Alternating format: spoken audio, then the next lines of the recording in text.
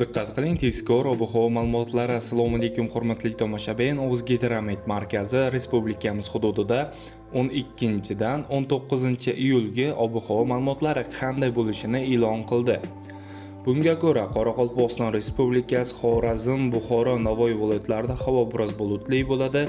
Ba'zi joylarda o'zgaruvchan bo'lib turadi. Yog'ingarchiliklar kutilmaydi.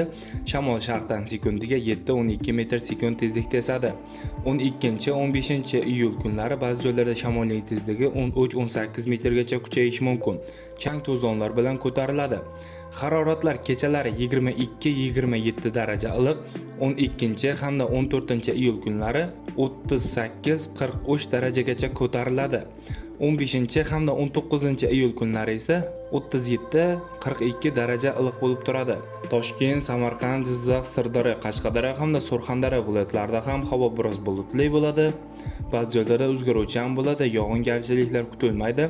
Shamol sharqdan sekundiga 7-12 metr sekund tezlikda esadi. Ba'zi joylarda shamolning tezligi 13-18 metrgacha kuchayishi mumkin. Haroratlar kechalari 22-27 daraja iliq bo'lsa, kunduz kunlari 35-40 darajagacha ko'tariladi. Qashqadaryo, Surxondaryo viloyatlarida esa haroratlar kunduz kunlari 38-43 daraja iliq bo'lib turadi.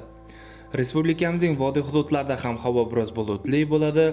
Yog'ingarchiliklar kutilmaydi. Shamol sharqdan sekundiga 5-10 metr sekund tezlikda esadi. Haroratlar kechalari 22-27 daraja iliq bo'lsa, kunduz kunlari 35-40 daraja atrofida bo'lib turadi. Sizlarga yetkazmoqchi bo'lgan xabarlarim shulardan iborat edi. E'tiboringiz uchun rahmat, sog' bo'ling, salomat bo'ling.